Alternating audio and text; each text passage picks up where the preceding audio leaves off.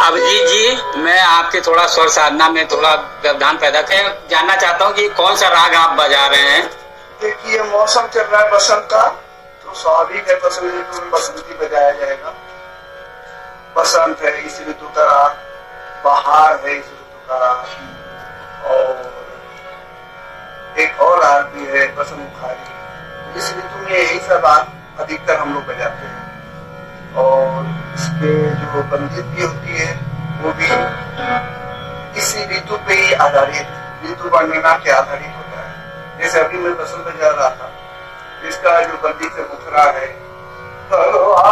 देखन को आओ चले भगवान ब्रिज देखन को चलही, भगवान ब्रिज देखन को चलही, ये इसकी बंदिश से मुखरा है। तो उसको हम लोग सरोद में, उस बंदिश में सरोद के तंत्रकारी में भी थोड़ा रूप देके उसको हम लोग बजाते हैं। जैसे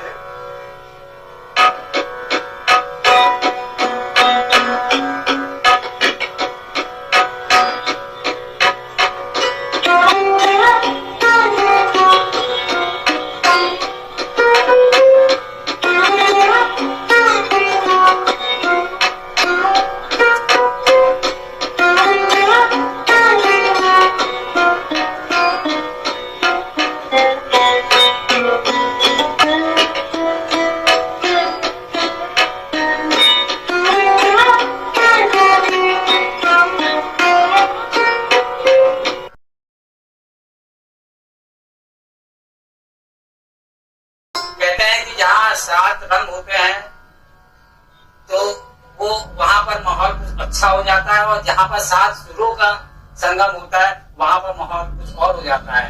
आज हम आपको स्वर की दुनिया में ले जाते हैं।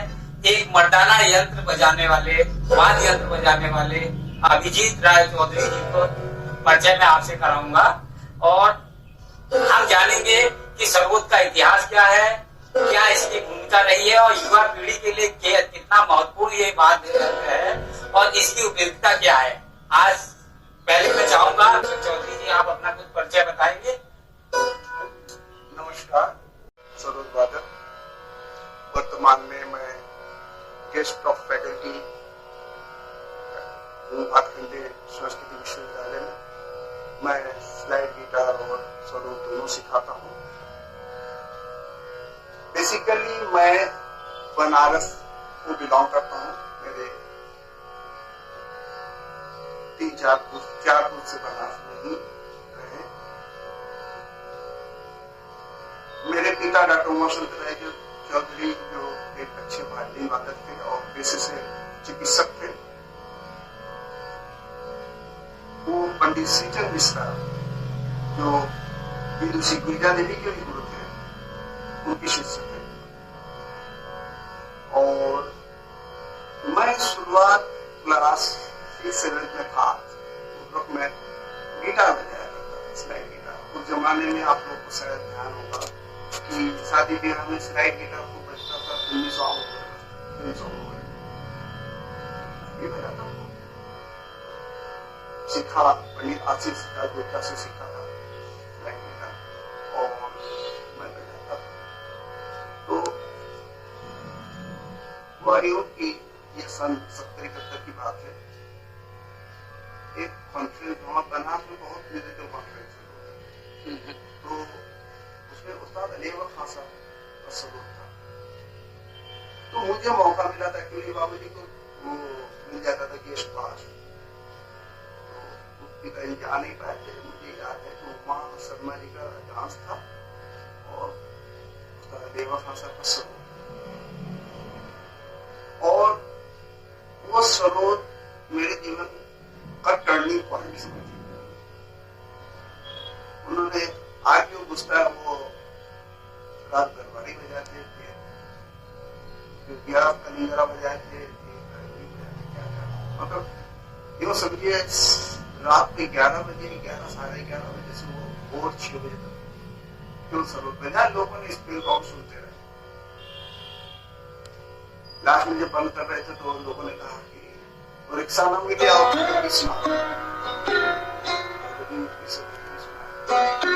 मेरा नजरिया लखनऊ शाहजहांपुर घराने के मोहम्मद अमीर खान साहब से और मैहर घराने के बाबा अलाउद्दीन खान साहब से भी तालीम उन्होंने मिला।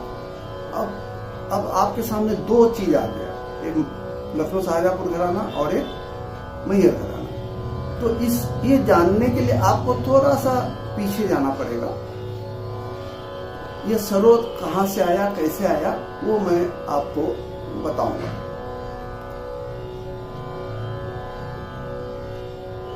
हैदर अली जो घोड़े के व्यवसायी थे, अश्व व्यवसायी अफगानी थे, वो आते जाते रहते थे और वो ग्वालियर स्टेट में भी, ग्वालियर उस वक्त एक राज्य हुआ करता था, वहां भी आते थे। तो वो जब आए तो वो रबाब लेके साथ में आते थे रास्ते में अपना मनोरंजन के लिए। लेकिन यहाँ का जो बीना, यहाँ का जो सितार, ये सब जो देखा गया तो उससे भी वो इम्प्रेस्ड हुए। एक ऐसा ही इंस्ट्रूमेंट राजस्थान में भी मिलता है जिसको कुरमेचा कहते हैं, लेकिन वो इस तरह रख के बो से बजाया जाता है। एकदम है, थोड़ा सा साइज में छोटा होता है, बाकी सब सेम ही है। तो कुछ रबाब का, कुछ कुरमेचा का सब और बीना का लेके ये एक यंत्र उस वक्त तैयार हुआ जिसका नाम दिया गया सरोद। तो उनके बेटे गुलाम अली खान साहब वो फिर इस संगीत में हूं तो यहाँ का संगीत, यहाँ का ध्रुपद, यहाँ का शास्त्रीय संगीत, हिंदुस्तानी शास्त्रीय संगीत तो भाया, तो वो उसमें रम गए। उनके 3 संतान थे, एक मुराद अली खान साहब, एक हुसैन अली और दूसरा नन्हे खान। नन्हे खान साहब का बेटा हाफिज अली के बेटा अमजद अली खान साहब, जो आज बहुत ही पॉपुलर है। उस जमाने में बहुत अच्छी निगाह से नहीं देखा जाता था इन संगीतों को। उनकी एक बात से आप समझ जाएंगे कि वो उस समय संगीत को कैसे देखा जाता था। उनके पिताजी को जब पता लगा तो उन्होंने अपने खड़ाओं से पीटा और बताया कि ब्राह्मणों छेले मुजरो कर गए। आप समझ ही गए होंगे क्या बात उन्होंने कहा।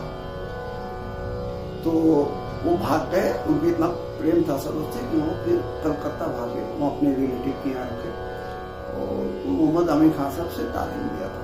उनके क्लास में जाते थे, सीखते थे, उन्हीं वही सब उनका व्यवस्था कर दी थी। फिर 1938 में उनको किसी के मार्फत यहाँ जॉब मिला लखनऊ रेडियो में, तो उन्होंने लखनऊ रेडियो आ गए। तो वहां वो जॉब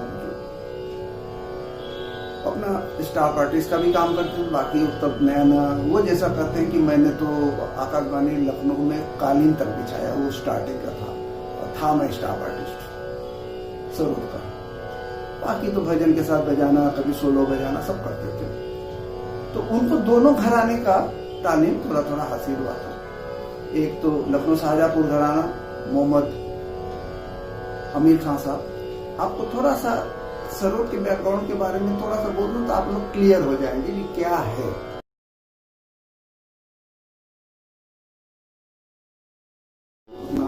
ठीक, जहां तक मुझे 2 लड़की थी। मुराद अली जो उनका कोई संतान नहीं था, गुलाम अली के जो बड़े बेटे मुराद अली, कोई संतान नहीं था।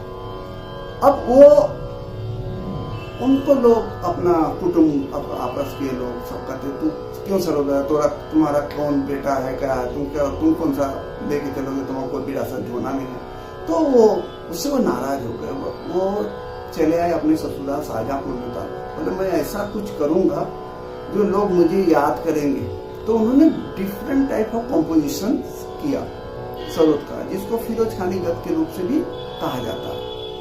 वो तिपल्ली मतलब 3 आवृत्ति की, 4 आवृत्ति की कॉम्पोजिशन होते हैं। तो उन्होंने यहाँ के अपने प्रोबेबली साली के बेटे थे अब्दुल्ला खान साहब, उनको गोद लिया और उनको तालीम दिया। और कहा जाता है कि अब्दुल्ला खान गुलाम अली से भी अच्छा बजाते थे, उनका भी वो भी कुछ कॉम्पोजिशन थी।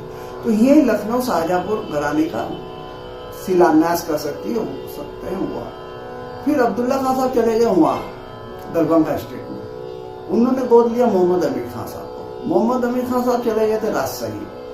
फिर वो पंडित राधिका मोहन मैत्र जी हैं, उनके फादर को वो सिखाते थे, वहीं वहाँ रहते थे। वो लोग बैरिस्टर थे, वो लोग आ गए कोलकाता हाई कोर्ट में, तो वो अमीर खान साहब को भी ले आए, मोहम्मद अमीर खान साहब। अमीर खान साहब दो हैं, एक अमीर खान साहब गायक हैं इंदौर के, और ये मोहम्मद अमीर खान साहब। तो वहाँ क्लास लेते थे, जिस क्लास में हमारे गुरु जी भी गए करीब 5-6 साल से। अब वो एक घराना हुआ वहाँ। इन द मीन टाइम एक सरोद का घराना और हुआ था, करामतुल्लाह खान साहब, उनके ही सरोद सुन के सरोद को एडॉप्ट किया था। और इन द मीन टाइम एक और घराने का न्यू पड़ा बाबा अलाउद्दीन खान साहब। बाबा अलाउद्दीन खान साहब बेसिकली बंगाल में एक होता है नौटंकी करनी नहीं है, वो एक यात्रा करते हैं। वो भी आए थे कुमिल्ला से, तो वो ये कन्वर्टेड मुस्लिम थे। वो लोग बेसिकली उनके ग्रैंडफादर शर्मा थे, तो उनको ये संगीत भाया और वो पहले वायलिन बजाते थे। कहा जाता है बाबा अलाउद्दीन खान साहब 16-17 तरह के तंत्र वाद्य बजा सकते थे। तो यात्रा में काम करते थे, उसके लिए वायलिन सीखा, फिर पखावज भी बजाना पड़ा तो वो भी बजाया, तबला बजाना पड़ा वो भी बजाया, ढोलक बजाना पड़ा ये भी बजाया। उनको भी नशा हुआ सरोद सीखने का, उनको सरोद का भी। तो पहले वजीर खान साहब थे, उनसे उन्होंने तालीम दिया था रामपुर में। उसका भी एक अलग घटना है, वो सिखा नहीं रहे थे, तो वो रामपुर नवाब के उसके सामने घोड़े वो कर दीजिए घुड़सवारी के उनका चलता था ना, तो उनके सामने लेट गए थे। तो रामपुर नवाब ने बताया तुम्हें क्या चाहिए, तो बोला हमको सीखना है। तो उन्होंने फिर उनका ऑर्डर हुआ कि आप उनको सिखाइए वजीर खान। तो वो अलाउद्दीन खान साहब वहाँ फिर सरोद का तालीम दी, लेकिन उनके साथ तो वायलिन भी था, उनके साथ पखावज भी था, उनके साथ ध्रुपद गायन भी था, उनके साथ कीर्तन गायन भी था। तो उन्होंने सब चीज सरोद में इम्प्रोवाइजेशन शुरू कर दी। और उन्होंने सरोद का आज जो सरोद का रूप है, ये जो 8 कान का सरोद है, और ये बेसिकली बड़ा ड्रम को गोल किया उन्होंने, 12 इंच का ड्रम किया उन्होंने, फिर इसका तरफ के तार बढ़ाया, 15 कर दिया। तो एक सरोद का अलग साउंड टोनल क्वालिटी आया, राउंड, जो मुझे भी बहुत पसंद है। और उन्होंने बहुत सिखाया, पंडित रविशंकर जी, पंडित निखिल बनर्जी, उसके बाद माँ अन्नपूर्णा देवी के शागिर्द अभी हरि जी हैं, हरि प्रसाद चौरसिया भी प्रोग्राम हो गया था। फिर बसंत काबरा जी, तब उसके बाद आपका BL काबरा, ये तमाम उनका, फिर आशीष खान साहब होता, आशीष खान साहब तमाम उन्होंने शागिर्द, और बैनर्जी बंधु, ये सब उन्होंने एस्टैब्लिश किया, बच्चों को सबको सिखाया, कायदे से जो इतना सीखा कि अपने अपने क्षेत्र में बहुत नाम किया। और बाबा अलाउद्दीन खान साहब ने एक पैटर्न ऑफ सरोद बजाना शुरू किया, और उधर भी एक पैटर्न चल रहा था, लखनऊ शाहजहांपुर वाला, और ग्वालियर का भी एक पैटर्न चल रहा था। तो ये लोग अलग अलग थोड़ा थोड़ा पैटर्न। लखनऊ शाहजहांपुर घराने में सरोद के बोल जैसे दारा, दीदी, दार दा, रडा, ये बोल जो यंत्र का है वो ज्यादा प्रयोग किया जाता है।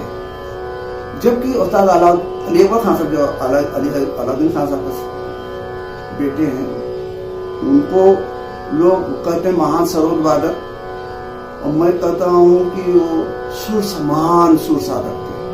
उन भाव विभोर होकर वो सुर अपना, सरोद उनका माध्यम था, सुर में ही ज्यादा घूमते थे, उसी में डूब जाते थे। तो उन्होंने सरोद तो बजाया, लेकिन सरोद उनका सुर का माध्यम, उनका मेलोडी ट्यून है, उतना अच्छा मेलोडी क्रिएशन मैं ये नहीं कह रहा हूँ कि कोई बुरा है, लेकिन उनका एक अलग में कहाँ सीखो थे। मेरे फूफा लगते हैं, बड़े फूफा पंडित भोलानाथ भट्टाचार्य, और लखनऊ रेडियो में भी थे, स्टाफ आर्टिस्ट थे। तो बाबा जी कहे कि भाई जब घर पे आदमी है तो तब इधर उधर जाने भटकने की क्या जरूरत है, तो वहीं सीखो। तो मैं यहाँ आने लगा, और आप विश्वास नहीं करेंगे, 1.5 साल तक उन्होंने, 1.5-2 साल तक वो मुझे कुछ नहीं सिखाया। मुझे आता था 200-300 अलंकार और उसका पलटा बताते थे, बताया अब हाँ यही बजा। तो प्रैक्टिस करते थे, मैं बोर भी हो जाता था। तो एक दिन मैं गुस्से में बताइए आधे सभी झक मार के, जिसको होता है ना, जो आदमी बोर हो जाता है झक मार के, तो मैं तो फिल्म सॉन्ग बजाते थे, तो सरोद में मैं एक गाना बजाया था, चंदन सा बदन चंचल, वो गिटार में बजाया करते थे, तो ये राग मन पे, उसको मैं बजाना शुरू किया। तो उन्होंने सुना, तो सुन के हंसती है, बताया अच्छा तुझे मैं शुरू करूँ। तो मैं समझ गया तो बोर हो रहा है। तब उन्होंने सिखाना शुरू किया। जो भी आज मैं हूँ, जो भी सिखाऊं, जो उनका दिया हुआ, और बाबूजी का गाइडेंस, क्योंकि बाबूजी खुद भी वायलिन बजाते थे, तो गाइडेंस मिलता था से सीखे हैं। तो इन दोनों के बीच में मैं सीखा, और फिर जॉब में आ गए, तो तब लखनऊ में कुछ दिन पोस्टिंग थी, तो लखनऊ में गुरुजी के पास ही जाया करते थे। गुरुजी कुछ रास्ता बता देते थे, उसी पे हम चलते रहे। और ये तो होता है, ये सबसे ही कुछ ना कुछ मिलता है, जो भी मिल जाता है उनसे ही कुछ ना कुछ सीखने को मिलता है। मेरा एक स्वभाव ये भी है आज के तारीख में, मैं यदि कोई लड़का भी अच्छा गा रहा है, कोई उसको बंदिश अच्छा लगा, तो मैं उससे वो सीखने की कोशिश करता हूँ। जैसे एक राग था पुरिया धनाश्री, मेरे गुरुजी के बड़े बेटे सत्यनारायण मिश्रा, पंडित सत्यनारायण नहीं रहे अब, पुरिया धनाश्री का जो बंदिश है, पायलिया झनकाए मन मोर, झनन झनन बाज झनकार, पायलिया झन, ये जो बंदिश हमने गत सीखा था, लेकिन बंदिश सत्तू ने सिखाया, देखा बजावा। तो इस तरह से मैं सीखा हूँ। मैं रेडियो ऑडिशन पास किया, एक आर्टिस्ट भी हो गए, पदवी भी है। उसके बाद ICCR का 2017 में मैं एस्टेब्लिश आर्टिस्ट भी हो गया।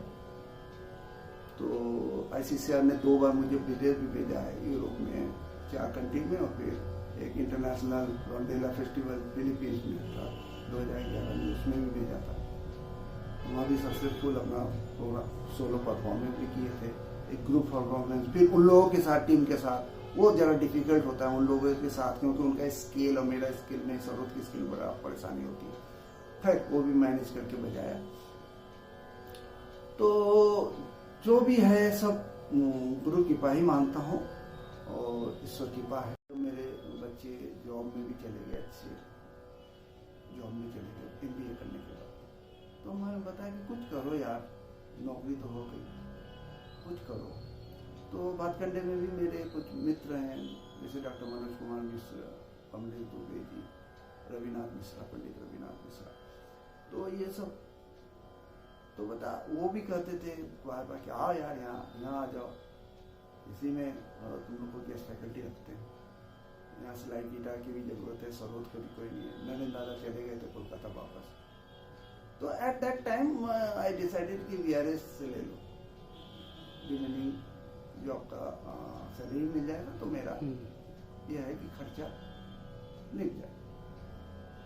तो मैं वो डिसाइड किया, VRS लिया 2016 में, 2017 में भातखंडे ज्वाइन कर लिया गेस्ट फैकल्टी के रूप में। मतलब आपने सर्विस की जगह साधना को प्राथमिकता दी? हाँ, अपने मन की बात, आत्मा की बात सुना ज्यादा।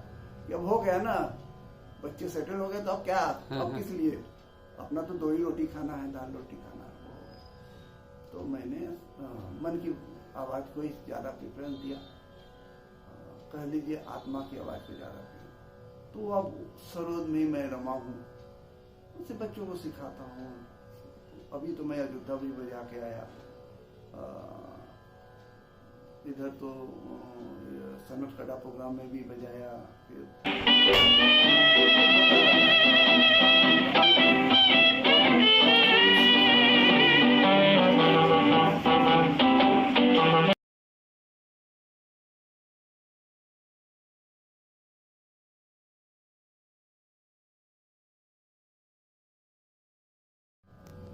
सरोद का आज की तारीख में लखनऊ में इतने 70 लाख का पॉपुलेशन है, लेकिन एक हम ही रह गए और मेरा एक शागिर्द था सौम्य श्रीवास्तव रह गया, बाकी सरोद नहीं, कोई नहीं बजा रहा।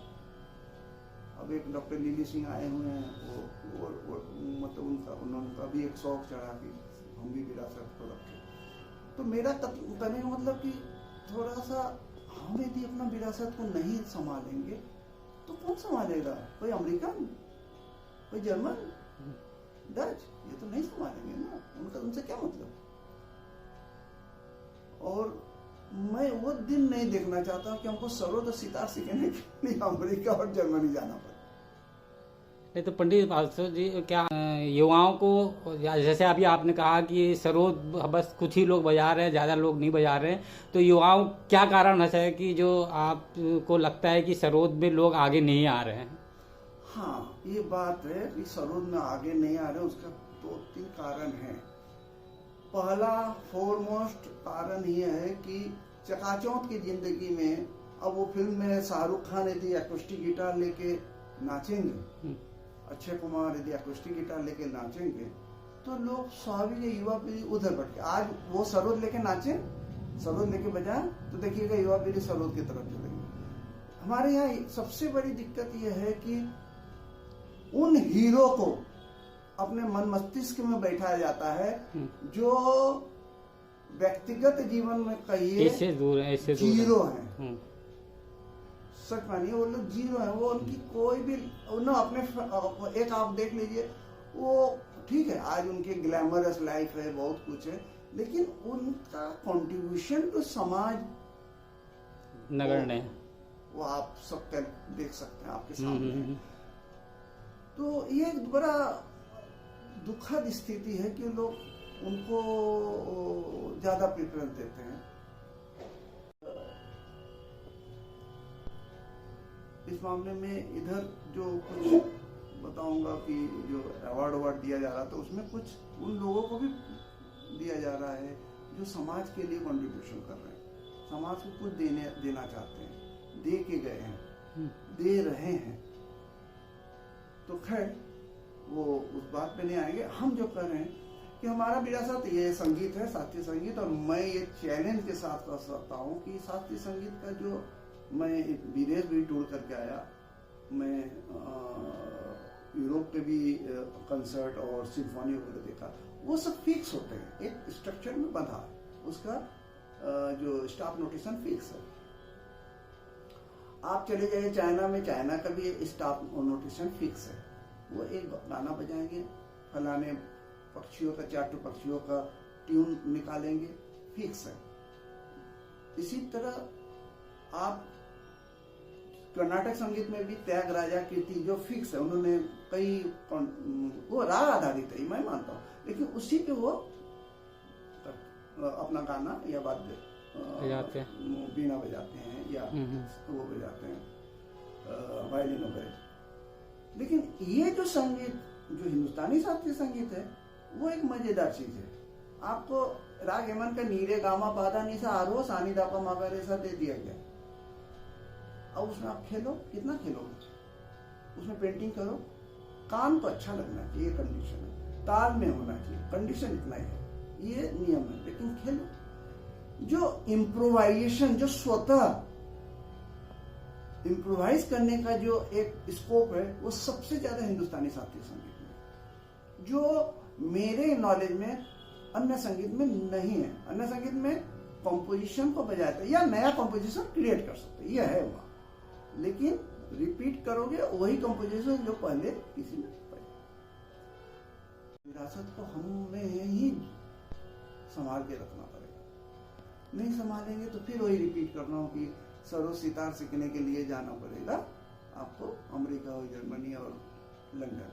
नहीं तो हम युवा पीढ़ी इस लाइन में आए या हम अपनी परंपरा को सजोए, इसके लिए आप क्या कहना चाहेंगे युवा पीढ़ी के लिए? युवा पीढ़ी के लिए मैं इतना ही कहना चाहूंगा कि ठीक है, आज के दिन में आप थोड़ा सा गिटार बजा रहे हैं, अपना इम्प्रेशन विद्यार्थियों के बीच में देने के लिए बात सही है।